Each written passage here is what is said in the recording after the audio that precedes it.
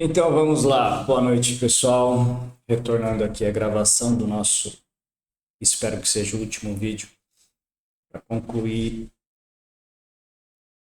o assunto sobre a desconstrução do tempo, que é o que eu vou chamar esse nosso trabalho. Antes de prosseguir na minha explanação, eu gostaria de fazer alguns agradecimentos aqui, que eu acho importante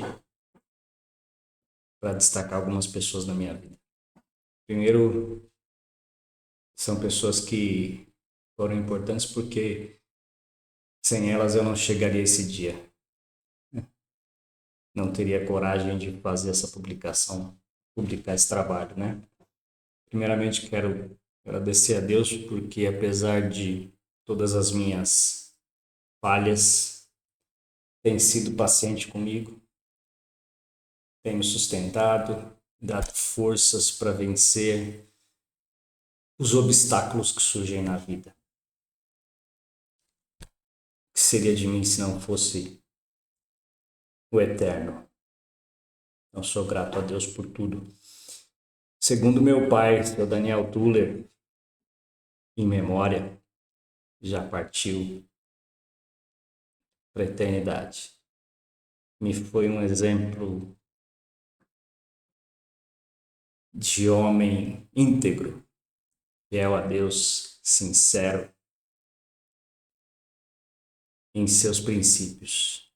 Então, o seu Daniel é uma lembrança que eu sempre tenho como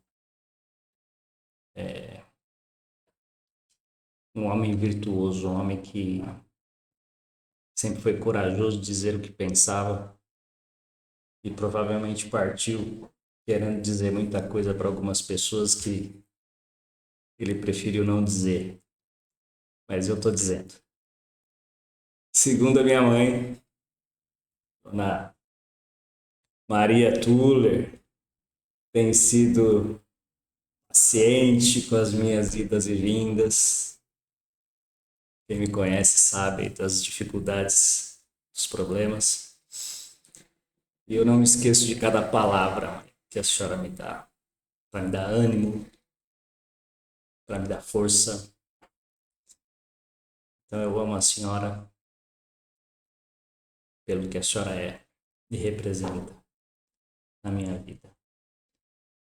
Depois aos meus filhos, Dona Esther, a Joana a Júlia, o Felipe.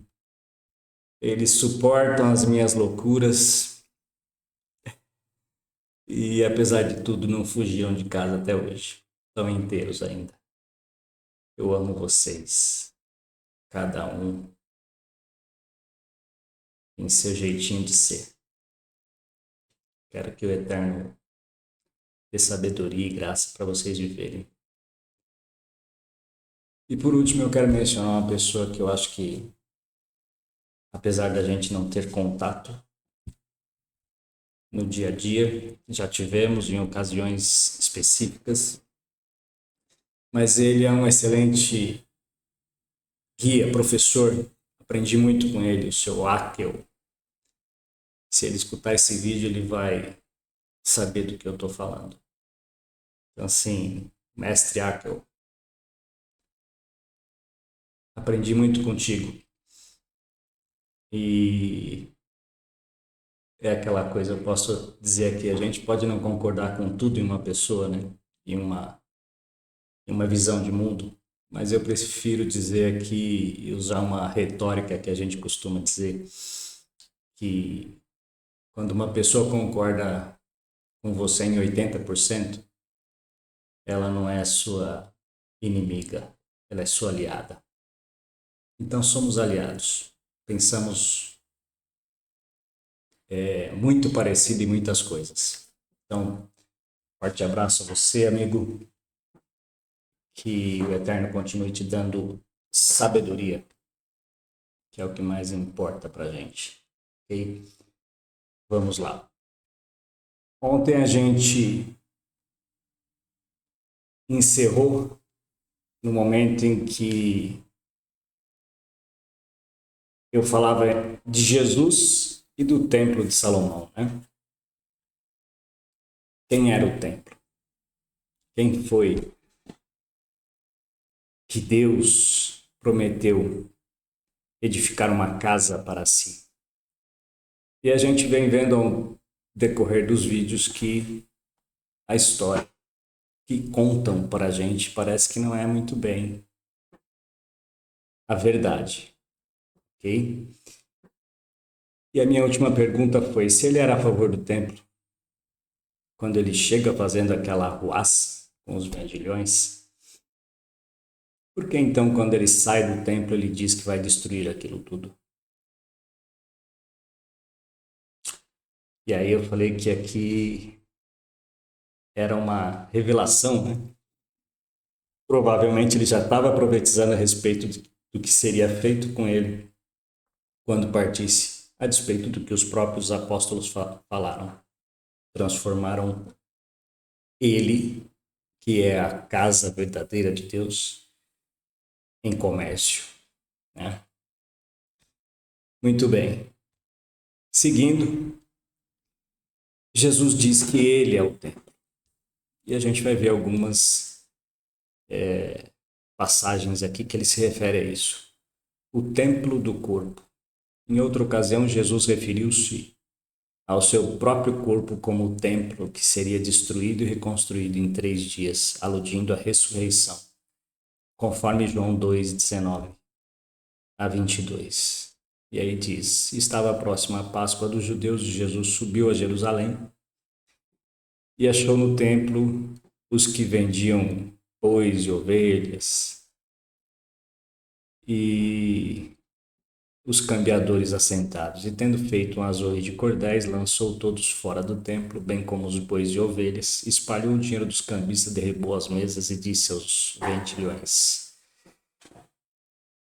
tirai daqui estes e não façais da casa do meu pai casa de vendas. Seus discípulos lembraram-se do que estava escrito: o zelo da tua casa me devorará. Responderam, pois, os judeus e disseram-lhe: que sinal mostra-nos para fazeres isto? E Jesus disse-lhes: derribai esse templo, e em 3 dias eu o levantarei. Disseram, pois, os judeus: em 46 anos foi edificado esse templo, e tu levantarás em 3 dias? Mas, nesse caso, ele estava falando do corpo dele. Então, aqui ele está revelando que ele era o templo. Ele era a casa que o próprio Eterno construiu para morar. Deus não disse lá pela boca do profeta Natan que ele mesmo faria uma casa para Davi e que ele habitaria nessa casa? Então aqui Jesus está revelando que de fato ele é o templo. Não tem para onde correr, gente. Quando, pois, ressuscitou dos mortos, os seus discípulos lembraram-se de que lhes dissera isso e creram nas palavras que Jesus tinha dito. Agora ele revela que é o verdadeiro templo. Então agora a revolta dele contra os cambistas e vendedores faz sentido para mim. Pois qual seria a lógica dele ter subido ao templo para fazer aquela manifestação dizendo que aquilo tudo seria destruído se lá fosse a casa do pai dele? Faz sentido? Na verdade, quando ele revela ser o templo, do meu ponto de vista, ele já está dizendo: não façam comércio do meu nome ou com o meu povo.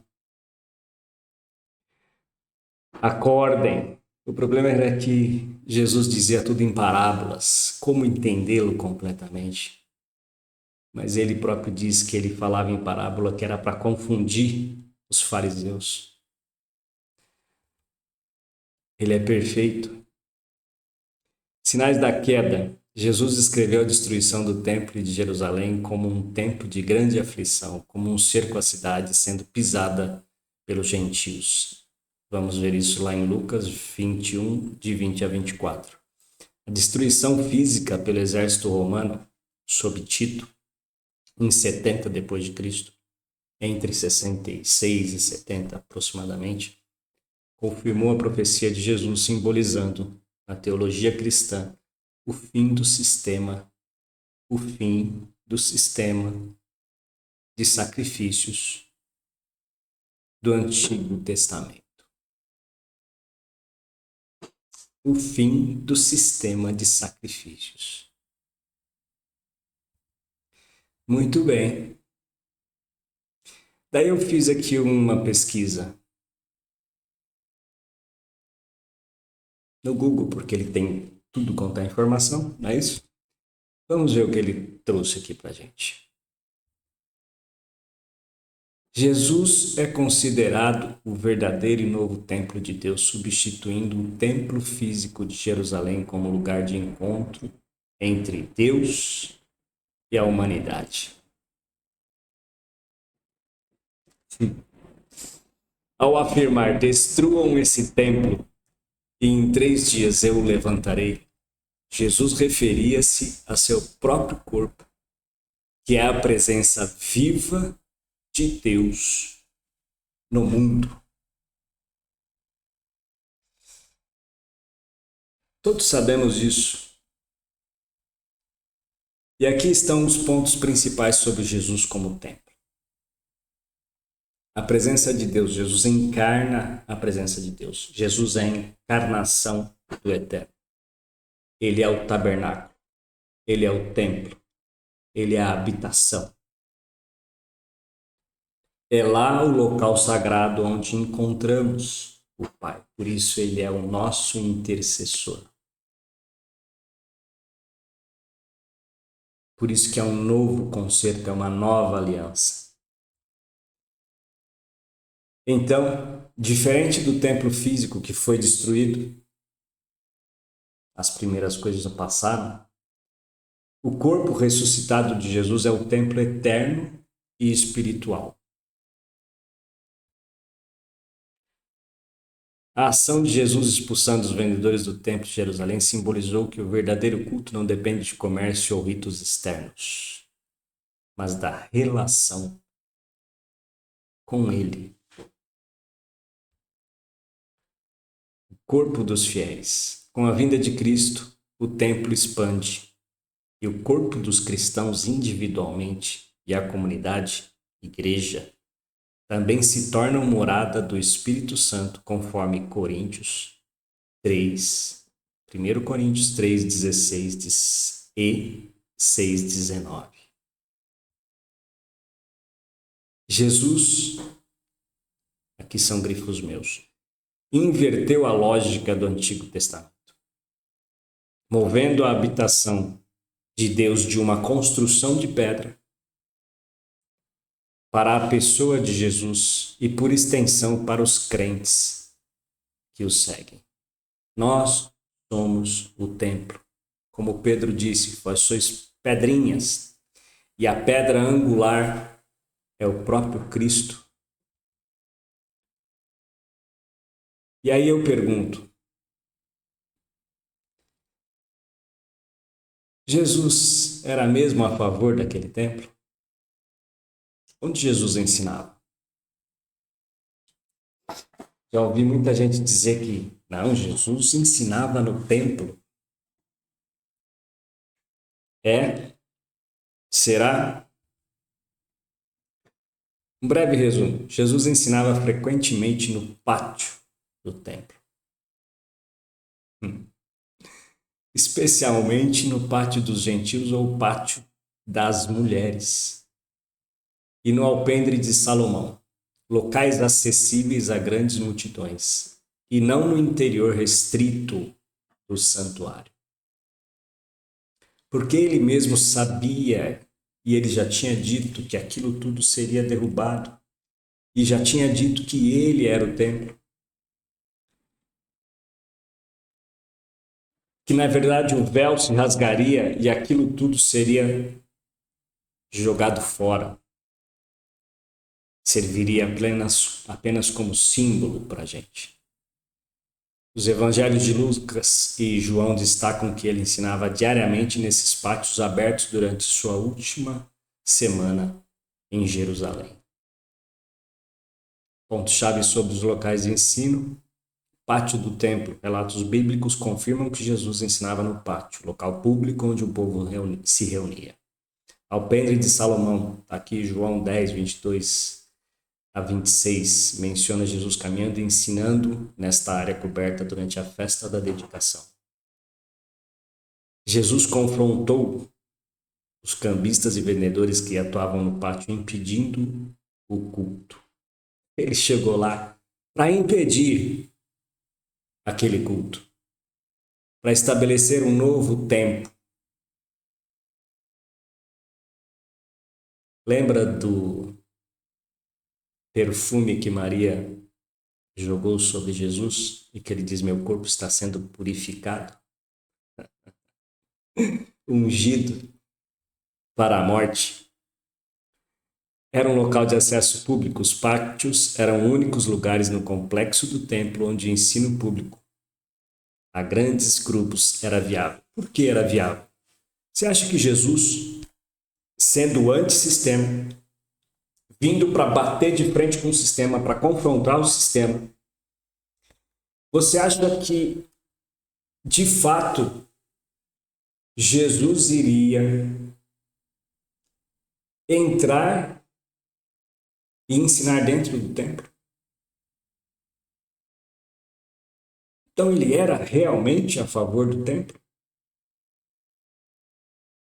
O que ele fez foi uma revolução. Ele chegou quebrando tudo, quebrando regras, quebrando o sistema, indo contra o sistema, se levantando contra tudo aquilo que foi feito de forma equivocada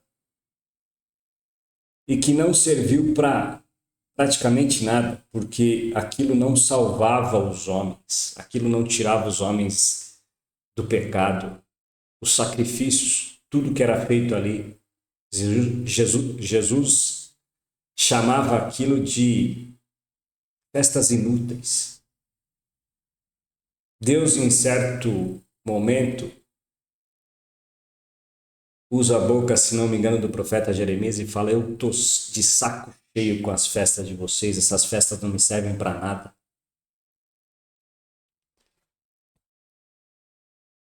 Entende? Então é isso. Portanto, que a Bíblia diz, quando a Bíblia diz que Jesus ensinava no templo, refere-se geralmente às áreas de pátio, o complexo do templo, e não o templo propriamente dito.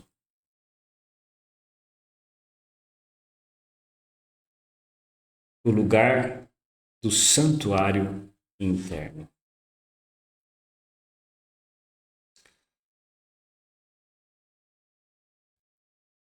E os novos crentes? Será que se reuniam em templos? Ou construíram algum templo? Essa foi uma pergunta que eu fiz. A gente já sabe que não, né? Resposta a gente já tem, está lá nas escrituras. Mas eu fiz essa pergunta também para o sistema, né, para saber como é, quais as informações que a gente tem aí. E o que disse aí? Os apóstolos não construíram templos ou sinagogas físicas. No início, eles frequentavam o templo de Jerusalém e as sinagogas locais para pregar. A igreja primitiva se reunia principalmente em casas, igrejas domésticas. Casas e igrejas domésticas, para partir o pão e orar, focando na ideia de que os fiéis são o templo do Espírito Santo.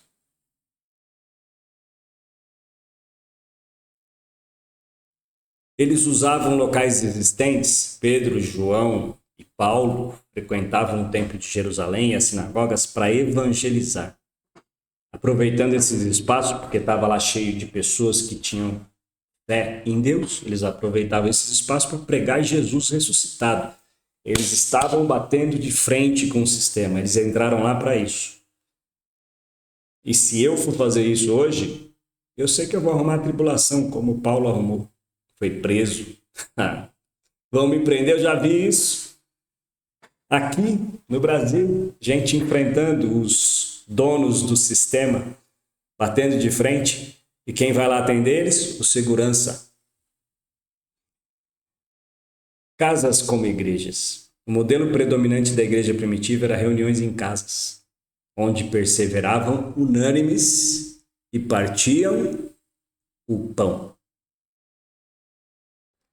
O foco era espiritual. A teologia apostólica, baseada nos ensinamentos de Jesus, enfatizava que Deus não habita em templos feitos por mãos humanas. Eu estou doido fazendo as perguntas aqui, mas eu vou fazer depois. Eu preciso seguir aqui. Portanto, a atividade apostólica focou na expansão da nova fé dentro das estruturas judaicas existentes e, posteriormente, em reuniões domiciliares, e não na construção de novos edifícios físicos. Agora, você sabe que as reuniões da igreja passou a ser nas casas? Sabe? Sabe por quê? Porque é lá que você vai sentir a dor do seu irmão. As pessoas se reúnem em templos hoje. Tem irmão que nem conversa com o irmão. É uma fofocaiada terrível. Vai lá para se exibir, mostrar roupa nova. Chega lá, distribui dinheiro e mais nada. Onde é que está a misericórdia? O amor? Como é que vocês estão exercitando isso? É na casa da pessoa que você vai sentir a necessidade. Está faltando alguma coisa, irmão? Precisa de uma cadeira, precisa de um banco? Precisa de alimento, precisa de roupa? Precisa de conselho? Precisa de orientação? É lá que você vai poder exercer o verdadeiro amor de Cristo.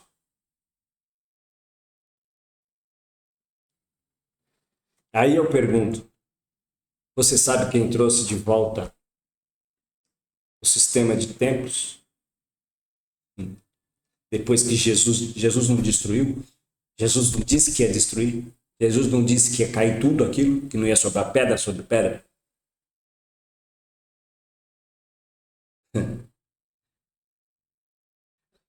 Mas depois da destruição, a gente precisa estudar o imperador Constantino. Estudem o imperador Constantino. Ali por volta do século IV, ali 300 e pouquinho, ele cria a Igreja Universal. Ou seja, ele cria a Igreja Católica. E a partir dali ele começa a reconstruir templos. E mais templos, e mais templos. E é o que a gente tem hoje. Grandes construções, ostentações. Teve um rapaz, Edir Macedo, que teve a coragem de fazer uma réplica da rebeldia de Salomão. E ele vende até o pó do templo. Para quem gosta, é um prato cheio, é só ir lá visitar. Voltando aqui nas nossas perguntas. Então, qual é a ordem de Jesus para os crentes ou para o crente? A gente precisa voltar a entender o que aconteceu lá no passado, quando Israel estava cativo em Babilônia. E eu trouxe apenas um resumo aqui para mostrar que o que foi é o que há de ser. E o que se fez se tornará a fazer. Um resumo sobre Jeremias 51, sobre a destruição e vergonha que seria colocada a Babilônia por ter aprisionado Israel. Babilônia aprisionou Israel. Julgamento divino, Deus anuncia que enviará um vento destruidor contra a Babilônia como punição por sua soberba, idolatria e pela crueldade excessiva com que tratou de Judá.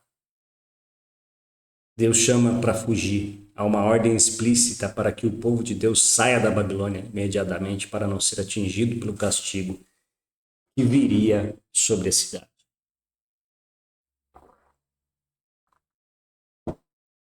O martelo de Deus, né?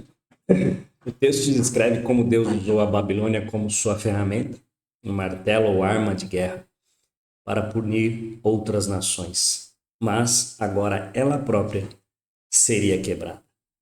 E vejam o que Deus repete lá no Apocalipse 18. O anúncio da queda. Um anjo de grande autoridade desce do céu, iluminando a terra e clamando: Caiu, caiu a grande Babilônia. A cidade antes gloriosa torna-se habitação de demônios e seres impuros. Uma comparação do que era a igreja fiel e se encheu de mercenários, vendilhões, cambistas.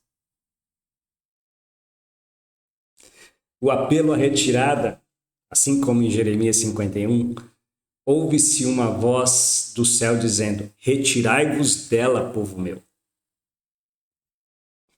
O objetivo é que os fiéis não se tornem cúmplices de seus pecados, nem sofram suas pragas. O que você quer? Precisa fazer uma escolha. O lamento dos reis e mercadores, os poderosos da terra, os comerciantes, choram de longe ao ver a destruição da cidade. Eles se desesperam porque em uma só hora,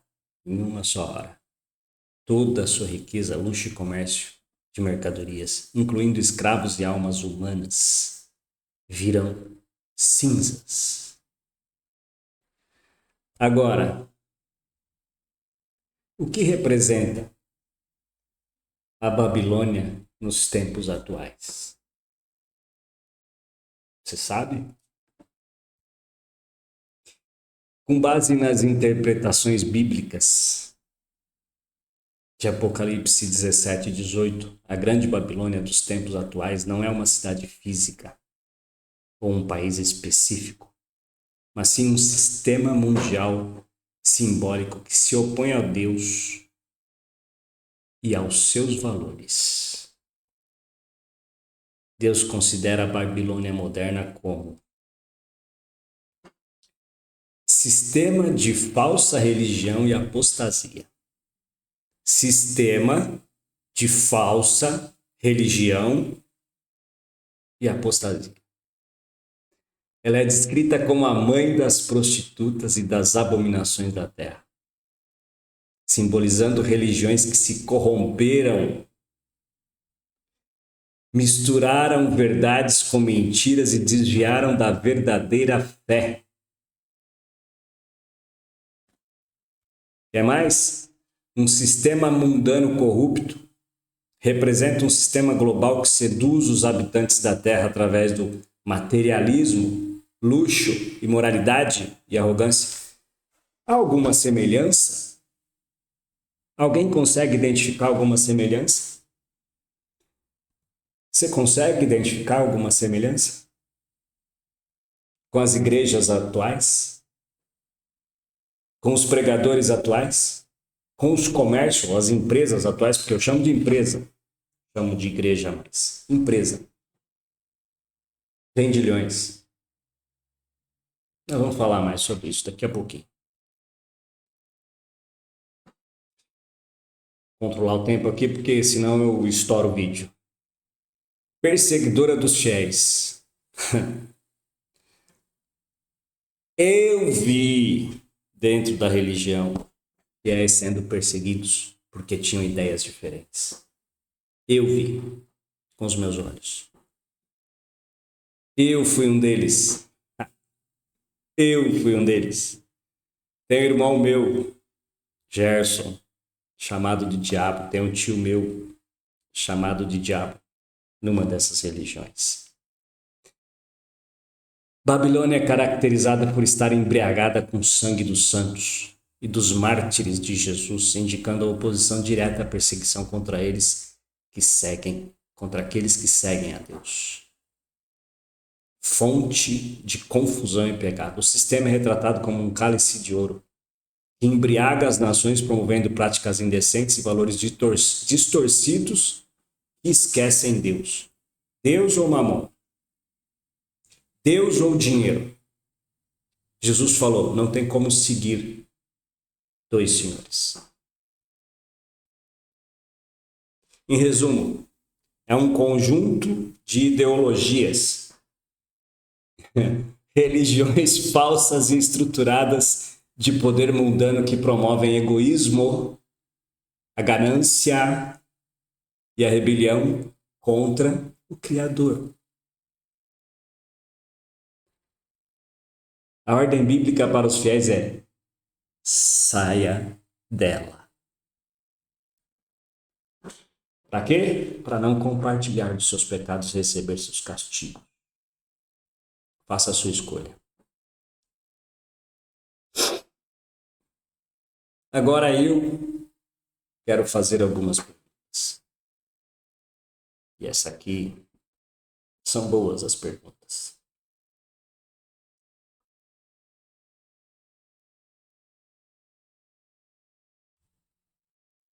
Primeira pergunta. Se a promessa de Deus... Eu vou voltar ao slide anterior, gente, porque eu percebi que eu dei um bypass em vocês e estava falando no vídeo, na câmera errada.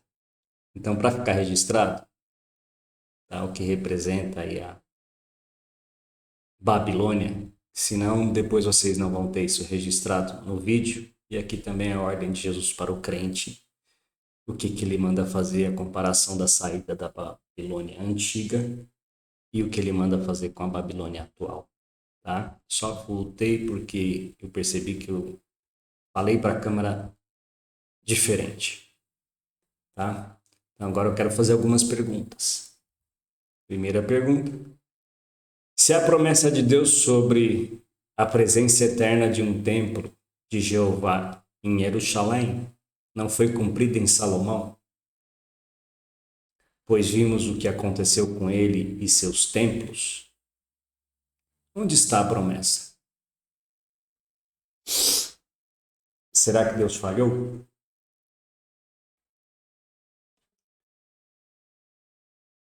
Será que Deus falhou? Ou foi o homem que falhou? Deus disse que ia construir templo? Quem quis construir um templo foi Davi. Deus disse, não vai fazer.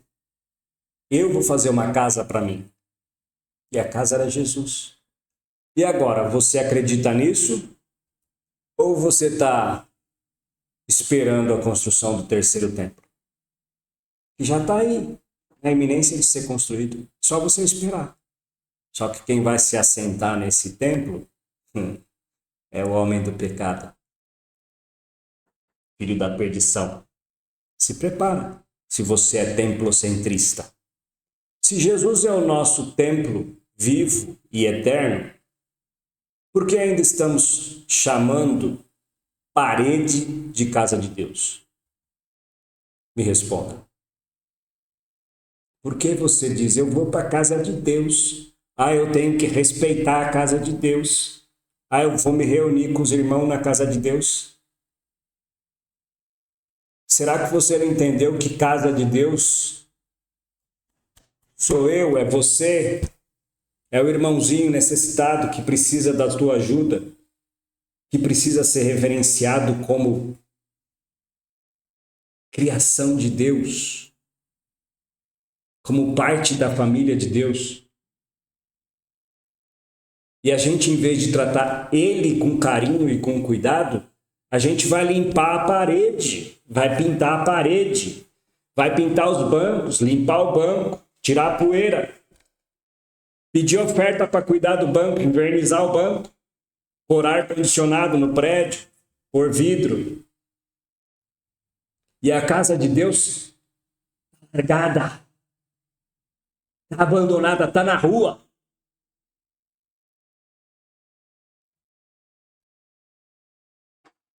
Se Jesus veio e destruiu o sistema de templos que foi estabelecido por Davi e diz que ele é o templo, por que estamos reconstruindo templos até hoje? Por que, eu pergunto, por que estamos reconstruindo templos até hoje? Qual é a lógica?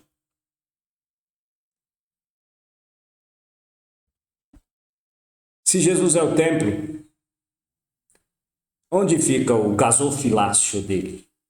Sua tesouraria, o seu depósito de mantimentos. Porque isso tinha no templo. Como eu faço para entregar meu dízimo no templo de Jesus? Como faço? Diz aí para mim, me ajuda. E se você me mostrar um lugar, ou um local, para onde vai essa contribuição? Teria algum levita lá? Tem algum levita? Para quem sabe o que eu estou falando, sabe? Levitas são os encarregados de cuidar das coisas do templo, das ofertas, do sacrifício, dos pombinhos, das pombinhas. Tem alguém? Tem algum levita? Se vocês indicarem para mim, não, o templo de Jesus é lá. O meu Jesus está aqui em espírito. E o templo é o meu irmãozinho, que eu tenho que cuidar dele. Como eu estou me preocupando contigo agora e tentando tirar da sua cabeça uma contaminação que foi colocada desde quando você ouviu falar do Evangelho.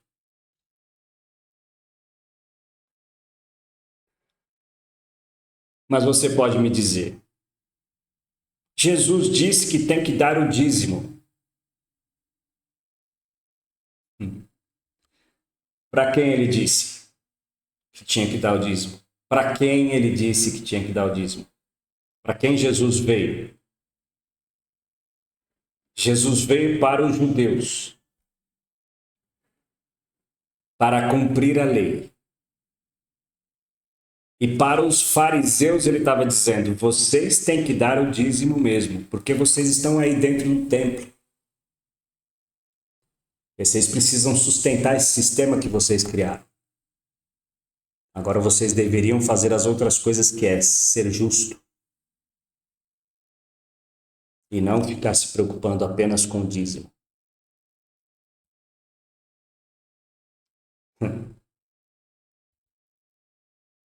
Aí você pode me dizer, mas Jesus também morreu.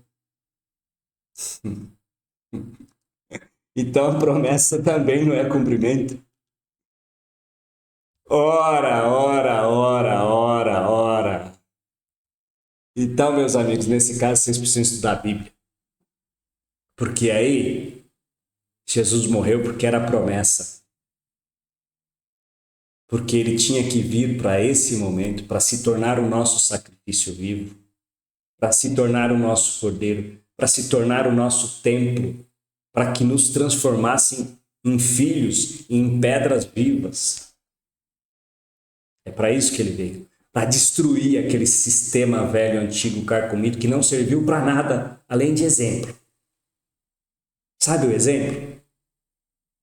Eu já fiz um monte de bobagem na vida, aí eu viro para os meus filhos e falo assim, olha, segue o exemplo do pai, pelo menos para aquilo que não deve fazer. Hã? Olha, o pai fez um monte de bobagem, agora eu vou olhar para os nossos pais na fé. Fizeram um monte de bobagem. E Deus permitiu que fosse assim. Deus dava uma ordem, eles faziam outra. Deus pediu uma coisa, eles faziam outra. Misericórdia quero, várias vezes falou o Senhor. Misericórdia quero e não sacrifícios. Mas o povo gosta de sofrer. Então a gente precisa parar aqui, tá? Para entender que Jesus inaugurou um novo tempo. Jesus inaugurou um novo tempo, deixando o reino material de lado, inaugurando o espiritual. Vai ler Hebreus 9? Leia Hebreus 9 para entender que tudo mudou a partir da sua morte e ressurreição.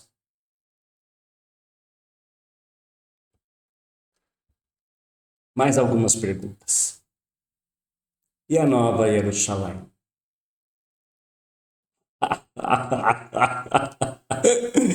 Ô, Glória! Eu fiz uma pergunta dessa esses dias para uma pessoa amiga que eu tenho muito apreço. Eu conversando sobre isso, explicando para ela essa situação, e ela, não, mas a gente tem que ir no templo, a gente tem que se reunir, tem que congregar, está escrito lá na palavra que a gente tem que congregar. Mas para congregar precisa ir numa casa de pedra, com microfone, alto-falante, palco, cadeiras confortáveis, paga com alto custo, dinheiro dos irmãos. Falei, querida, me diz uma coisa. A nova cidade que desce dos céus tem um templo lá dentro? Não tem. Não tem. Não tem um templo lá dentro da nova cidade que desce dos céus. Porque lá o Senhor próprio disse, o Deus Todo-Poderoso e seu Cordeiro são o seu templo. Ele vai voltar ao original. Queiram vocês ou não queiram, ele vai trazer de volta o original. E lá vocês não vão ter como fazer palanque. Se é que vocês vão se arrepender e ter tempo de ir para lá. Alguém já ouviu ou leu alguma palavra onde mostra a igreja primitiva se reunindo em templos?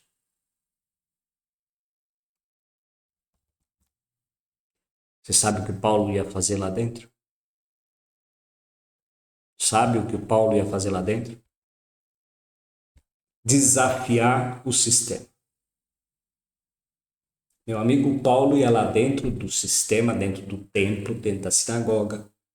Inclusive, tentaram pegar ele de pau um monte de vezes. Ele ia lá para desafiar o sistema.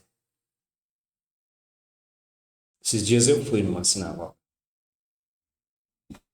Amados, eu não me levantei porque eu falei, eu vou causar um rebuliço aqui muito grande. E são todos parentes, amigos, tal. Eu vou me reservar o direito de hoje não fazer isso. Estou me preparando. Estou me preparando para ir nesses lugares abençoados. Abençoados. Estamos tentando voltar para a lei de Moisés, é isso? Estamos tentando voltar para a lei de Moisés?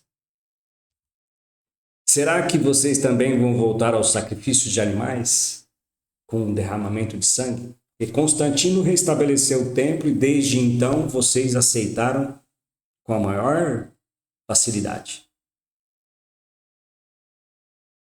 É só ler a história da criação da igreja. Da usurpação da fé cristã, porque crescia como nenhum movimento, o mundo inteiro já estava sendo contaminado, no bom sentido, pela seita do caminho. O evangelho crescia, não precisava nem ter Bíblia, eles fizeram Bíblia para poder colocar você ali no cabresto. Tiraram os livros, colocaram outros, disseram uns que era bom, outros ruim. Montaram um sistema, enfiaram vocês dentro, ou nós, dentro de uma prisão. Colocaram a gente dentro de uma prisão. Jesus veio para nos libertar, para nos tirar do cativeiro. Jesus veio para nos libertar, para nos tirar do cativeiro, não nos colocar em um. Mas calma, não é isso aí que você está pensando, não. Tá? Calma. Vocês vão voltar ao sacrifício de animais, com derramamento de sangue? Isso aqui era cativeiro. Por que você não volta a deixar a barba sem tocar nos fios? Porque deixar a barba que nem vocês estão deixando aí, barbinha cerradinha, cheia de creme, bonita, né? Vai ficar bonito. Para fazer pregação para as irmãs ficarem olhando. Por que não deixa como era a regra dos sacerdotes? Não pode tocar no fio, amado. É que nem o judeu faz hoje. Vai lá. Em Higienópolis tem bastante. Toquinha na cabeça, em respeito a Deus. Tô sem meu gorro hoje.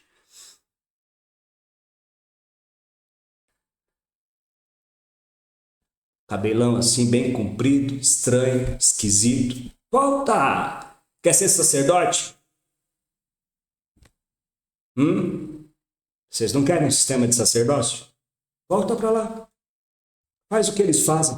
Segue os 613 mandamentos, regras e ordenanças. Segue. Eu quero ver vocês aguentar um daqueles. Um só. Alguém me mostra Paulo, Tiago, João, Timóteo, Pedro e os demais apóstolos de Cristo pedindo dízimo para manutenção do templo, ou mesmo para construir um templo. Por favor, me mostre.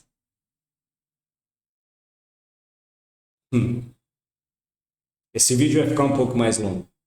Tá? Já estou vendo ali que está nos 47 minutos. Está estourando os outros vídeos. Mas esse eu preciso seguir até o fim para não dar mais canseira a vocês. Me mostra aí um dos apóstolos pedindo dízimo para fazer um templo. Porque pedir contribuição para ajudar os irmãos em suas necessidades, isso Paulo ensinou, Pedro ensinou. Isso foi feito. Contribuição para ajudar os necessitados. As viúvas, os órfãos, os pobres da igreja.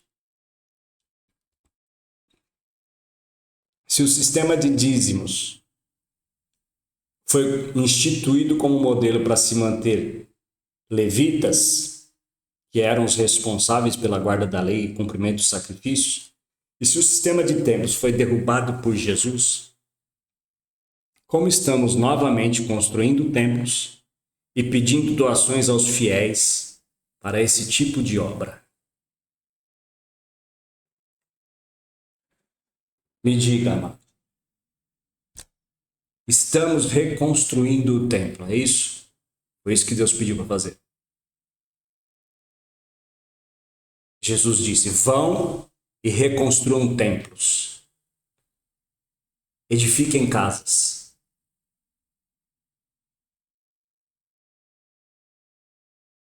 Ou ele disse: vão e façam discípulos. Ah, mas para fazer discípulo eu preciso ter um lugar. É? Quando Jesus pegou os 12 e mandou eles sair de casa em casa, tinha um lugar? Quando ele pegou os 72 e mandou os 72 sair de casa em casa, eles levaram alguma coisa?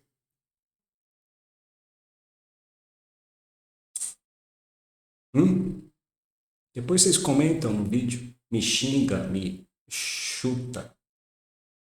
Vem aqui em casa, eu passo o endereço, a gente conversa. Eu quero que vocês me mostrem. Me mostrem.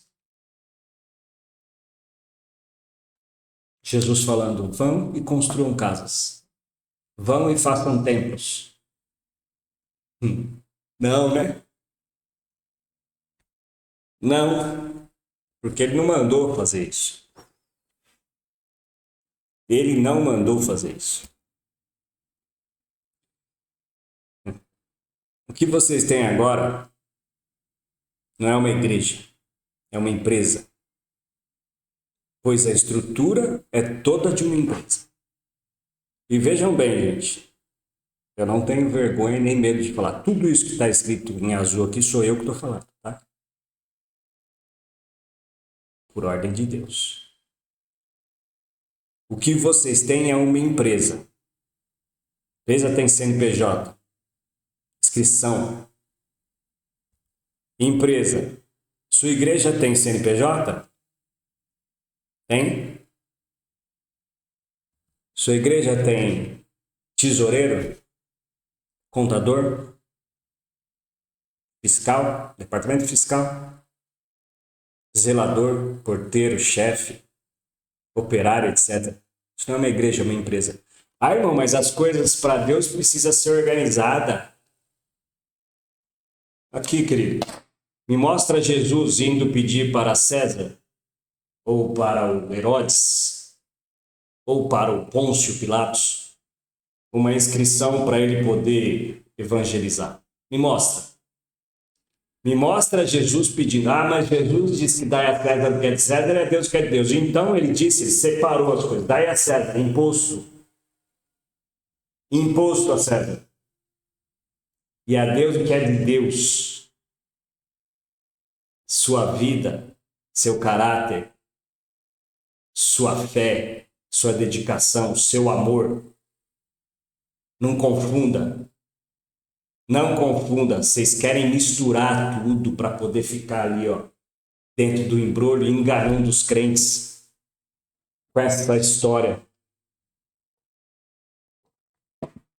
de que precisa ter, porque eu tenho banco. Quem criou o banco foi você.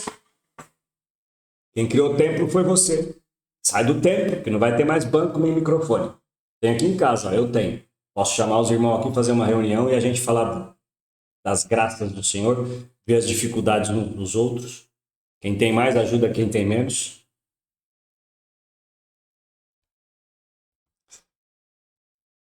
Vamos lá. Concluindo, eu sei o que vocês querem. É a gordura das ovelhas. A gordura. Vocês são os pastores profetizados por Zacarias. Lobos, devoradores, mercenários, como disse o apóstolo Pedro. Mercenários. Após a nossa partida surgirão no meio de vós lobos devoradores que não perdoarão o rebanho e farão de vós comércio. Aquilo que Jesus arrebentou lá no templo, aquilo que Jesus foi lá e meteu chicote, a zorraide, arrebentou, saiu batendo em todo mundo, falando, não façam da minha casa comércio. Como é que Jesus disse que seria chamada a casa dele? Me responde aí, essa pergunta que é boa. Como é que Jesus disse que ia ser chamada a casa dele? Mas Jesus falou que a casa dele seria chamada a casa de oração. A gente tem aí uns templos agora chamada casa de oração. Tem o templo, a casa de oração, de pedra. Você sabe o que é casa de oração, querido? Sabe? Para quem que você ora? Diz aí para mim agora. Diz para mim para quem que você ora.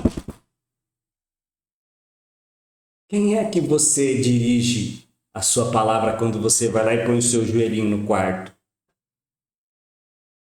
Para que casa você ora? Os judeus olhavam e olham até hoje para aquela casa que está lá em Israel. Agora eles olham para a direção porque a casa não está mais lá. Nós olhamos para onde? Oh, glória! Entenda o que Jesus estava dizendo. Minha casa será chamada casa de oração. Casa de oração, Jesus, casa de oração.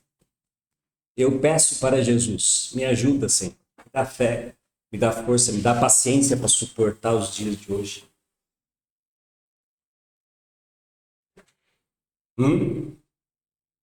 Quem é a casa de oração? Ou você está indo na casa de oração? Ou você está esperando a terceira casa de oração ser construída lá em Israel, Jerusalém?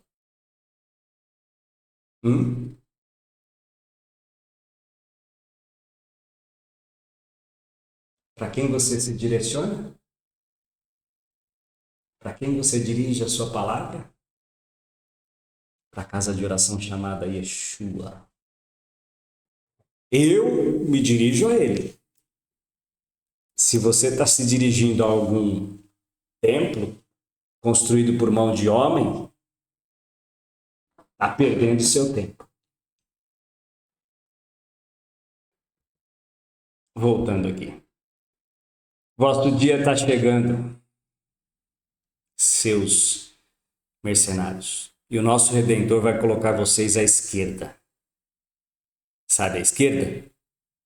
E condená-los ao fogo que nunca se apaga. Mas, Senhor, nós profetizamos em seu nome? Expulsamos demônios no seu nome?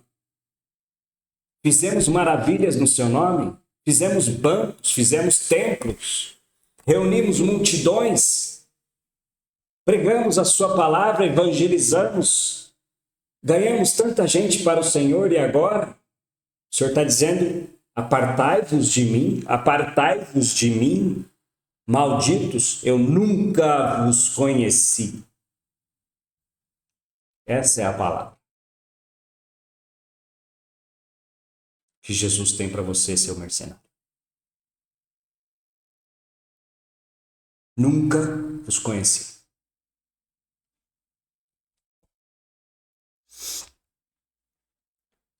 Raça de víboras, como disse Jesus. Vocês não entram no reino e criam empecilhos para aqueles que querem entrar. Vocês não entram, não vão entrar. E em vez de ensinar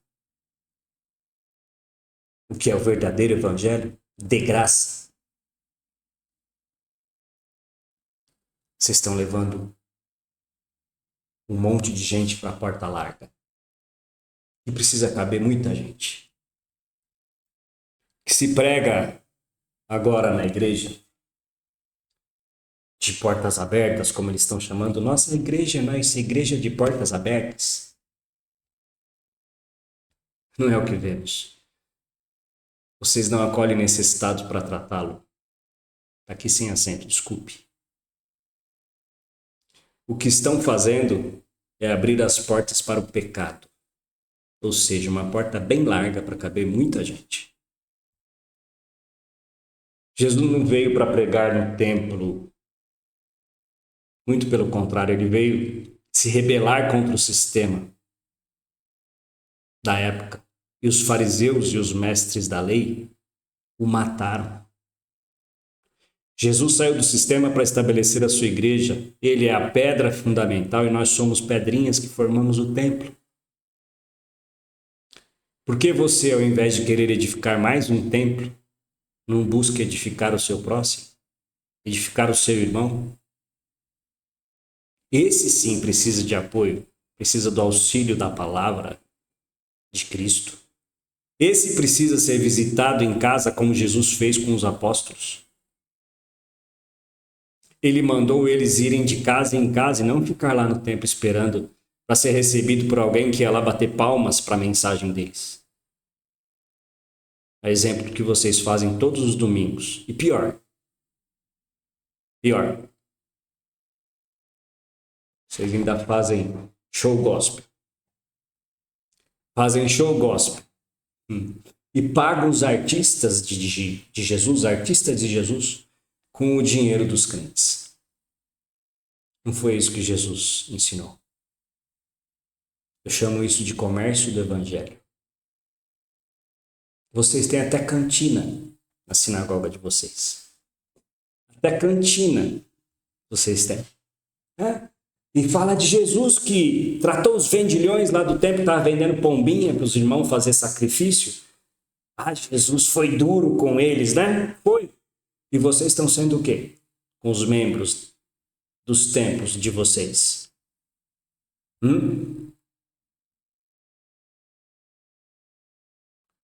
Os apóstolos não viviam em luxo. Não.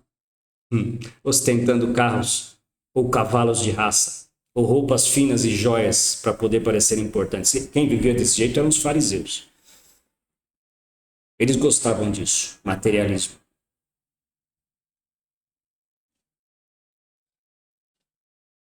Joias para poder parecer importantes.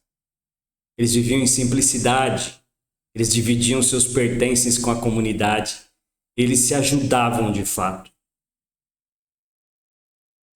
Eu acho que vocês não leram a Bíblia que eu li.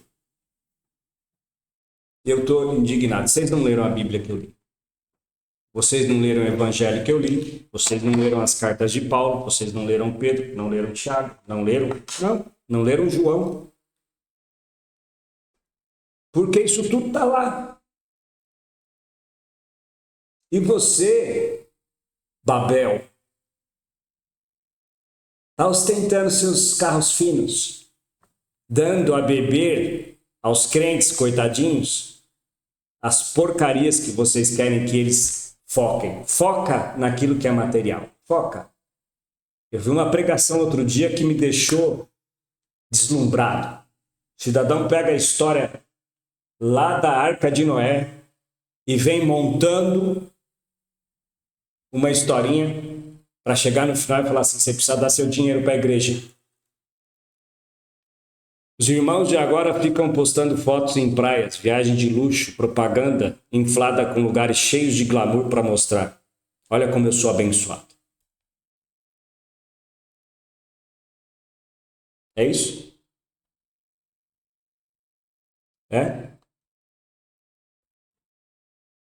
É isso que se exibe agora. Glamour. Estou em Paris. Estou na Suíça. Eu posto foto minha de vez em quando lá, tomando até cerveja na praia. Mas eu estou interessado em alguma outra coisa, né? Não é fazer propaganda para crente, não. Aí é para deixar as meninas impressionadas. É diferente. Mostrar para os filhos que tá legal, tá bem.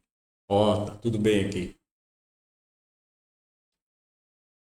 Mas eu vou para a igreja no domingo com o meu carrão. Moro do lado da igreja, né? Que vocês chamam de igreja. Do lado do templo, que vocês chamam de templo. Mas eu vou com o meu poçante, parar no estacionamento, mostrar que eu estou bem. A roupa é roupa de socialite. Todo domingo, toda quarta, roupa de socialite.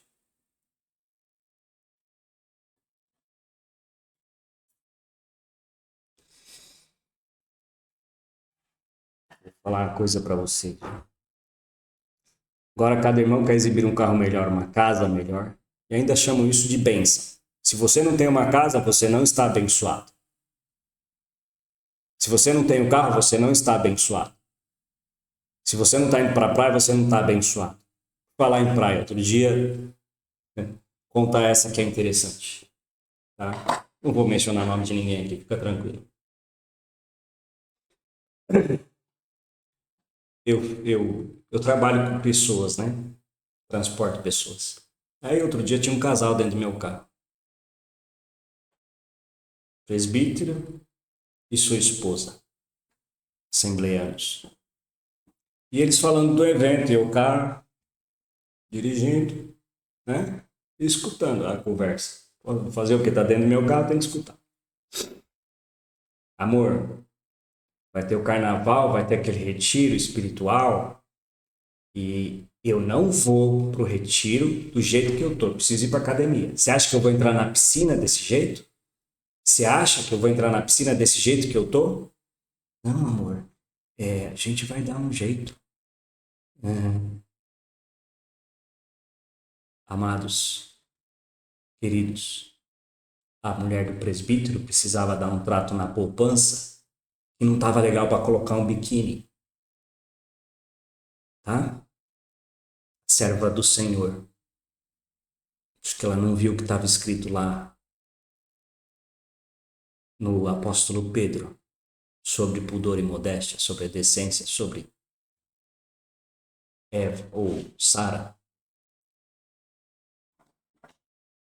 Líder, pastor, presbítero. O inferno é pouco para vocês. Não entram e nem deixam entrar.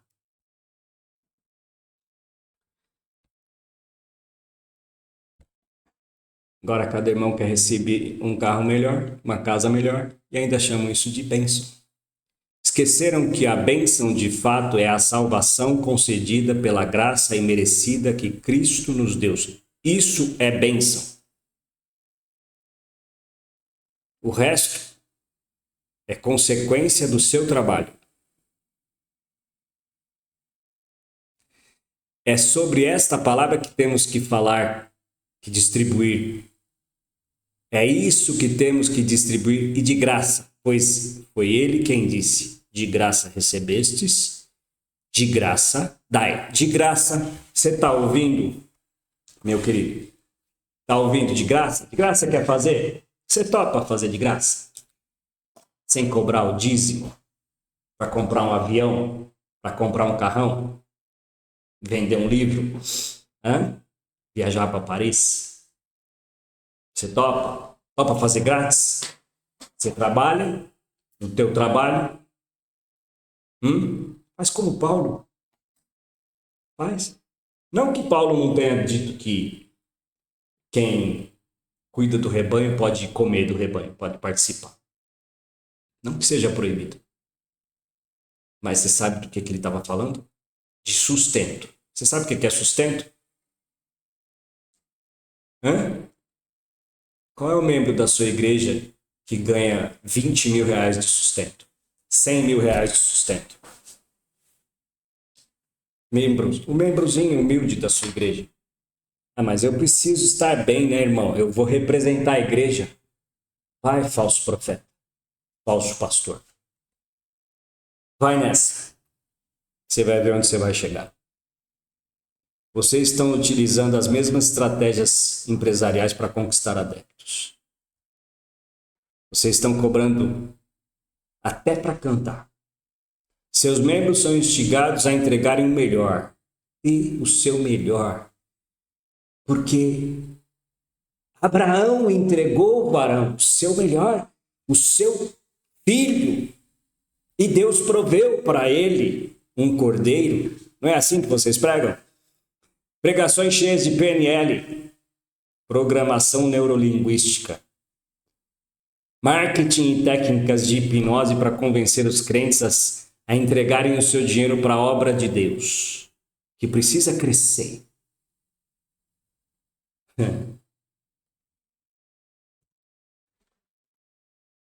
Vocês estão usando o mesmo esquema que Davi usou. Vocês estão utilizando o mesmo esquema que Davi utilizou para fazer a primeira aberração. Vocês seguem a cartilha passo a passo. Vem, povo de Deus, dá ouro, dá pedra preciosa, dá. Sabe o que aconteceu com aquilo tudo depois? 400 anos depois? Sabe o que aconteceu? Babilônia pegou tudo, destruiu tudo, não sobrou nada. Ficou tudo para si. E o segundo, vocês sabem o que aconteceu? Roma destruiu tudo, não sobrou nada. Cadê a arca do tesouro? Cadê os candelabros, os incensários? Cadê? Israel está preparando isso tudo de novo para vocês, vocês que adoram o templo, vocês que são templocentristas. Israel está preparando, porque eles não entenderam o Messias. Eles não entenderam. Agora vocês pregam o Messias. Minha gente, vocês pregam o Messias, vocês pregam o Cristo. Bem disse o próprio Jesus, estão falando de outro Jesus. Mas eu te conhecia, Senhor, conhecia. Eu não te conhecia, Jesus vai falar para você. Eu não te conhecia. Enganando e sendo enganados. Vocês agora comemoram até Natal. Vocês sabem o que é Natal? Vai pesquisar. Não vou falar aqui não, que eu vou perder muito tempo. Se vocês comemoram festa junina, come milho assado, pula fogueira, vai pesquisar o que é isso, vai? Coloca uma árvore cheia de enfeites até na sinagoga. Eu passei numa que tem em frente ao Templo de Salomão esses dias, final de ano. Dentro da sinagoga, dentro do templo deles, uma árvore de Natal gigante, bonita. Manda isso pro seu pastor, ovelha, manda esse vídeo aqui pro seu pastor e fala para ele, pastor, quem te ensinou isso? Você sabe o que significa aquela árvore?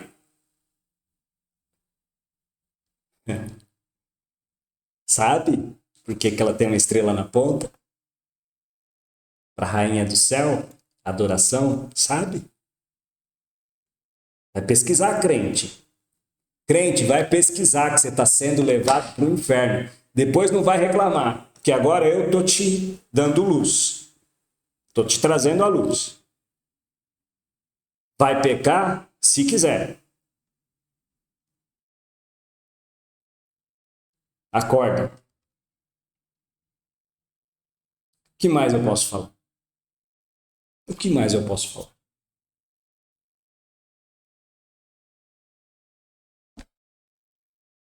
Tem só uma coisa.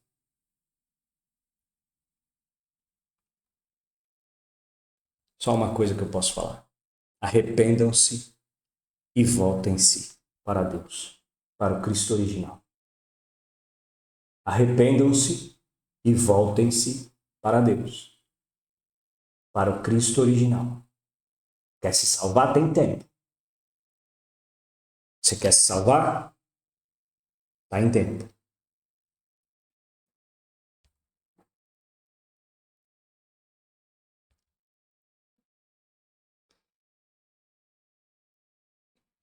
Qual é a solução? Paulo, você meteu o pau na gente, quebra a gente. Agora eu tô aqui com essa casa gigante, né? Que eu fiz para Deus, como fez Davi lá no passado, há 3.000 anos atrás. O que eu faço com essa casa, irmão? O que eu faço da minha vida? Como é que eu me arrependo? Como é que eu corrijo o meu caminho? Vou te dar umas dicas, tá? Eu vou te dar umas dicas. Para você não dizer que eu sou ruim. E que eu só meto o pau. E que eu só venho com problema. Tá? Vou dar umas dicas para vocês. Vamos lá. Parem imediatamente de cobrar dízimos como se fosse obrigação dos seguidores. As contribuições devem ser feitas de forma voluntária e não precisa ficar montando um sermão como se fosse a venda de um produto que habilita a entrada no céu ou a devolução em bênçãos da parte de Deus. É isso que vocês fazem. Vocês vendem um produto. E esse produto habilita o crente a ir para o céu. Se você não der o seu dízimo, você está amaldiçoado. Mas se você der, Deus vai te devolver 100 vezes tanto. É uma vergonha, raça de víbora. Comecem a transformar suas sinagogas em local de ensino, ou seja, em escolas para dar aulas sobre Jesus. Sabe o que é isso? Escola para dar aula sobre Jesus? Jesus era um professor. Jesus dizia: vocês me chamam Senhor e Mestre e dizeis bem, porque eu o sou.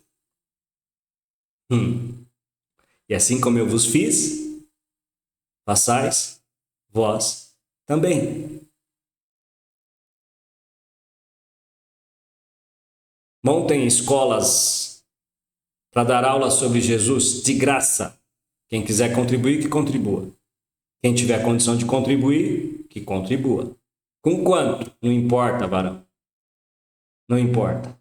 Vocês vão simplesmente abrir contribuição. Gente, a gente precisa de contribuição para manter a escola. O professor, a professora, banheiro sanitário. Já que vocês fizeram essas casas gigantes, que disseram que era para adorar a Deus, que era a casa de Deus, e se enganaram profundamente, fizeram besteira, então estou dando um caminho para vocês tentarem corrigir o processo. enquanto é tempo. Dando inclusive a oportunidade para o aluno que está aprendendo participar, colocando suas dúvidas e não apenas uma pessoa falando o tempo todo e sendo palestrante. Leia um livro de Coríntios para aprender a fazer isso. Leia. Vai ler a Bíblia e aprende como fazer um culto.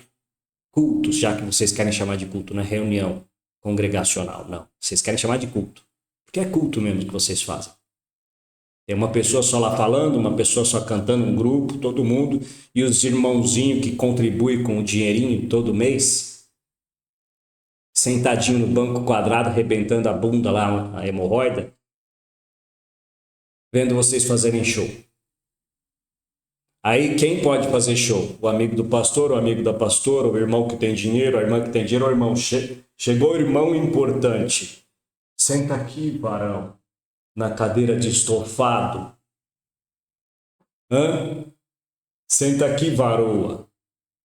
Nós vamos preparar uma janta, uma ceia para o varão. Estão perdidos. Estão fazendo que nem os fariseus, que amavam as cadeiras mais altas do Sinédrio. Vocês são igualzinhos. Não mudaram nada. Mantém o mesmo sistema. E acha que está indo para o céu. Céu da boca da onça, vocês estão indo. É para lá.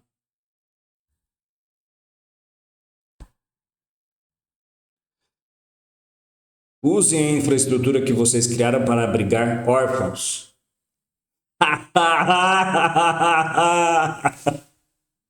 Vocês não criaram? Coloca os órfãos aí agora, as viúvas necessitadas. Eu tenho uma viúva aqui, ó, 83 anos, dando dízimo. E eu tô numa luta para convencer ela que ela está sendo enganada. Não tá fácil. Mas eu vou chegar lá. Ela não é uma viúva necessitada. Ok, ela pode contribuir? Pode. Mas sabe quantas pessoas vêm aqui contribuir com ela?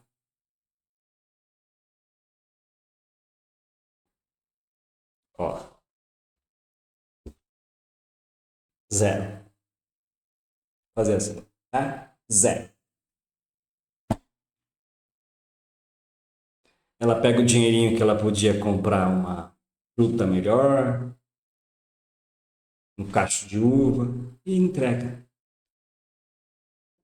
Para o irmão cuidar das paredes, do microfone, do ar-condicionado, do sistema de ar, do sistema de alto-falante, varão. Precisa ter um alto-falante para me falar bonito, precisa ter uma guitarra bonita.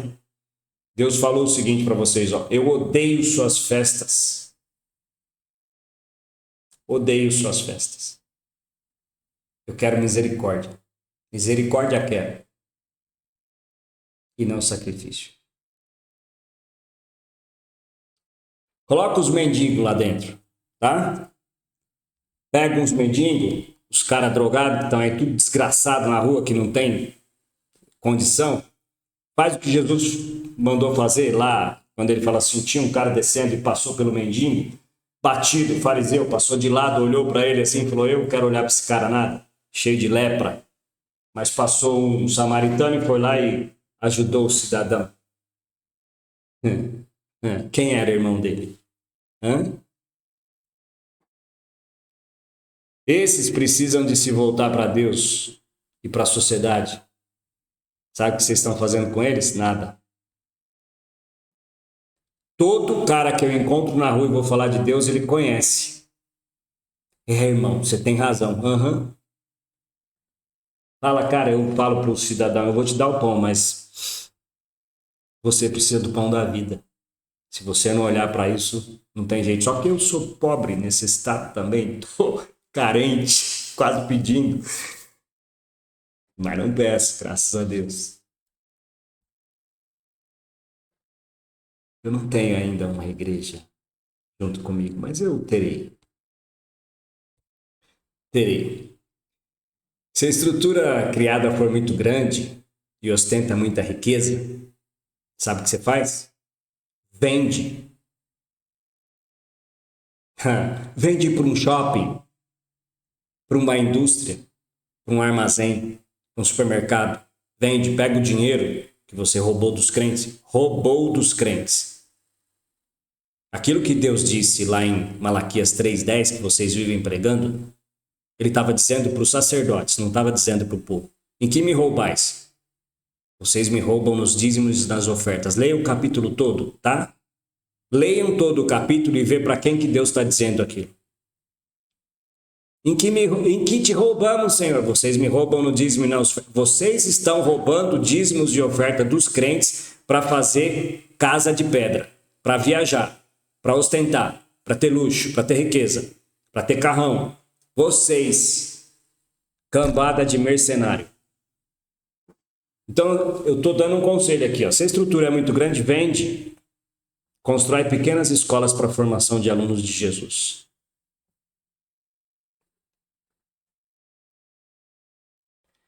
Quer se salvar, querido? Você quer se salvar? Como eu disse, está em tempo. Está no tempo. Por quê? Porque você está em vida. Nessa vida. Não pensa que vai acontecer que nem os espíritas falam, não. Que você vai voltar depois e vai poder se arrepender. Essa semana eu perguntei para um. Falei, cara, eu acho muito injusto. Eu não me lembro nada do que eu fiz na outra vida. Mas o meu corpo está pagando pelos pecados de um outro corpo. Eu acho isso injusto. E eu não acredito nesse Deus aí, não. Então não tem volta, tá, querido? Sua oportunidade está sendo agora. Nessa carne, nesse corpo aí que você tem. Ou você se arrepende, ou a chibata vai estralar. Comecem a formar alunos com capacidade para se tornarem professores e administrar reuniões nas casas dos crentes. Mas eu vou abrir minha casa? Eu vou abrir minha casa com a violência que tem hoje? Se você não confia em Deus, meu amigo, esquece. Acabou para você. Acabou.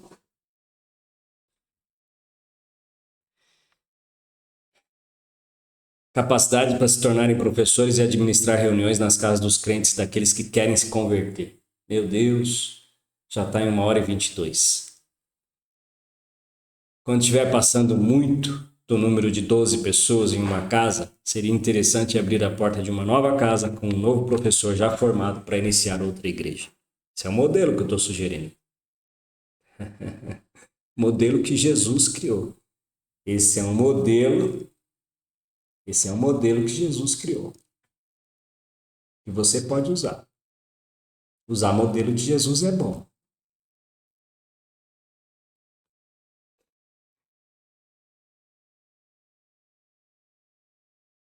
O foco da pregação deve ser a imersão. Imersão. Sabe o que é imersão?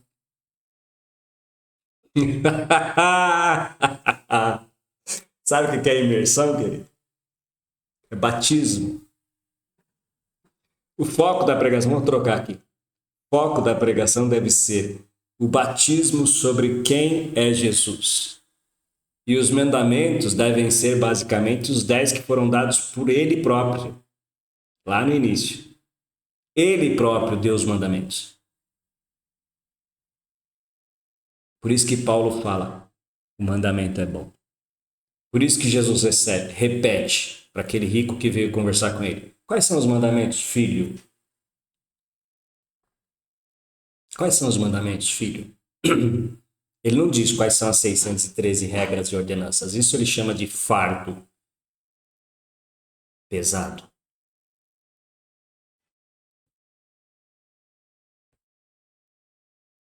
O foco da pregação deve ser o batismo sobre quem é Jesus e os mandamentos devem ser basicamente os 10 que foram dados por Deus no início, além do que é ensinado por Jesus, Paulo e outros apóstolos em suas orientações às igrejas, onde inclusive são mencionados os costumes,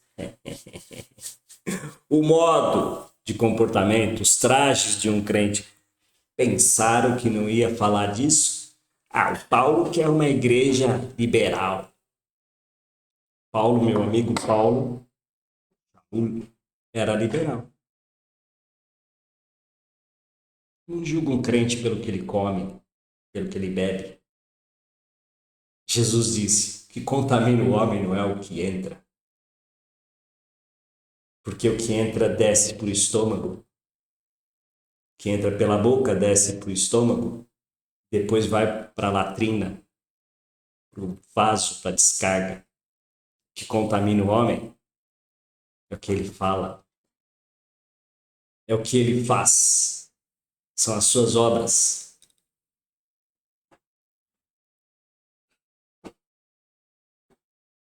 Vocês estão achando que vocês vão entrar no reino parecendo ímpio? Então, cometendo tudo quanto é tipo de... Vocês fizeram as suas igrejas parecerem um bordel. Eu vou contar mais uma aqui. Boa. O irmãozinho estava pregando na frente, dizendo assim: eu ouvi uma irmã reclamando da calça de leg da outra irmãzinha que ela foi na academia. Ô, meus irmãos, Deus fez a gente pelado. Vocês não estão preparados para ver isso?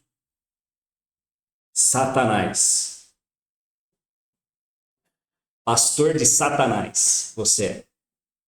Sabe por quê? Que eu falava isso, que Deus fez a gente pelado, quando eu era criança. Deus fez a gente pelado. Ia todo mundo andar pelado. É verdade. Para que Deus cobriu? E quando Deus cobriu, como ele cobriu? Quando o homem se cobriu, quando Deus fez, quando ele descobriu o pecado e se cobriu, ele fez uma tanguinha, um tapa-sexo. Deus chegou no jardim, falou: cadê vocês? Ele falou: Senhor, eu descobri que eu estou pelado, escondido atrás da moitinha lá. Mas eles não estavam vestidinhos de tapa-sexo? Roupa de banho, como vocês dizem, roupa de banho. Eu tomo banho pelado. Tomo banho pelado. Aí as irmãs dizem que tem que ir para a praia de roupa de banho. Falta vergonha na sua cara. É isso que falta. Pudor e modéstia. Vai descobrir o que é pudor e modéstia. Depois volta para me xingar no vídeo. Ah, mas não é as obras que vai me levar para o céu. Vai nessa. Não se transforma, não. Não se transforma depois de convertido. Porque isso que é conversão, é mudar de lado. O que é ser santo? Ser separado. Você quer santo e quer ser santo como o mundo? Você olha crente no meio do mundo, você não sabe quem é crente e quem não é crente. Nem pelas ações, nem pelo porte, nem pelo comportamento. É se converter.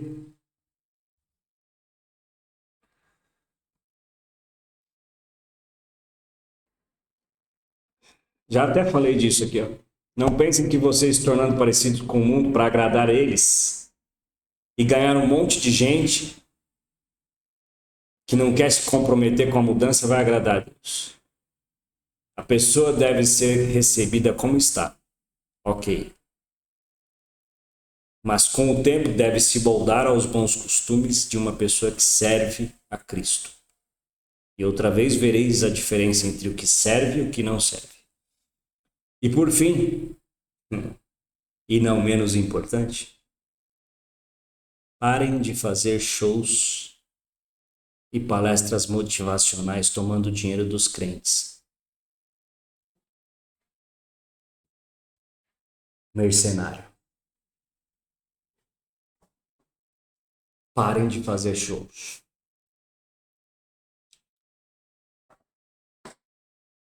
Vai ler o que Paulo falou. Como é que ele orientou fazer reuniões? Partir do pão. Vai ver se Paulo ficava falando sozinho no meio dos crentes, ou se os crentes tinham o direito de falar. Como ele orientou. Quando um falar, o outro escuta. Mas ele não falou para todo mundo ficar quietinho. Você entra dentro do templo que vocês criaram, fica todo mundo calado e ouvindo vocês fazendo discursos bonitinhos, inflamados, como eu disse, cheio de PNL. Cambada, cão. E você, crente, que está ouvindo isso, quer se salvar? Eu já dei a dica. Sai dela. e comecem a se reunir em casa, uns com os outros, se edificando como Jesus e como os apóstolos ensinaram. Este é o fim. Os dias estão acabando. Os 2 dias, um já passou e o outro está no fim. De Oséias. Acorda. Acorda. Vou encerrar aqui porque eu falo demais. Agradeço a atenção, agradeço sua paciência. Se você chegou até aqui, é sinal que você se interessa por aquilo que é de Deus. Então, eu vou pedir o seguinte: gostou? Compartilha com seu amigo. Não gostou? Compartilha com seu inimigo. O porquê? O que importa é a palavra de Deus ser publicada, ser divulgada. Eu estou fazendo isso daqui de graça. Não quero nada. Você quer republicar o material? Você quer que eu poste? Eu vou postar. Se vocês pedirem nos comentários, eu vou postar o material. Esses arquivos. Tá? Isso aqui é de graça. Quer dividir o vídeo, quer fazer post, quer fazer pequenos. É de graça, gente. Não vou cobrar nada, não tenho direito de imagem. Ah, se me processarem porque eu falei o nome do Macedo, o nome de alguns pastores aí, vai ser mais um. Se soubesse minha situação. Vai ser só mais um a me processar, não vai fazer diferença nenhuma. Tá? Ele vai querer levar o quê? O meu computador, minha câmera? Então, vai perder tempo. Tá? Eu estou fazendo isso por amor. Estou fazendo isso porque Deus me deu. E eu não quero ser, no último dia, cobrado pelo Eterno. Ele vai falar assim: eu te dei um talento e você fez o que com o seu talento? Ah, Senhor, eu enterrei porque o Senhor é um Deus muito sério e tal. Não. Eu estou multiplicando meu talento. E mais uma vez, obrigado. Obrigado a todos pela paciência. Se quiserem falar comigo, dá um alô lá no vídeo e provavelmente eu coloco lá minhas redes sociais para que a gente converse. Se a gente tiver afinidade e puder se encontrar para conversar sobre Jesus, sobre como fazer a vontade de Jesus, será um prazer enorme. Se estiver perto, se estiver longe, a gente se reúne por live, coisa parecida. O importante é a gente entender que Jesus é o templo. E ele não se deixa escarnecer. O que Davi fez, Deus sabe por que permitiu. Muito provavelmente para ser usado como símbolo. E se Davi tivesse feito diferente? Talvez teria sido tudo diferente. É o livre-arbítrio. Não foi isso que Deus nos deu? Livre-arbítrio? E se? Ah, mas e se eu não escutar? Ah, e se? Gente, o se é sempre uma possibilidade. Tá? Então, que o Eterno possa dar sabedoria, discernimento e paz para cada um de vocês. Ok? Fica o meu abraço, o meu beijo para todos vocês. Fiquemos em paz.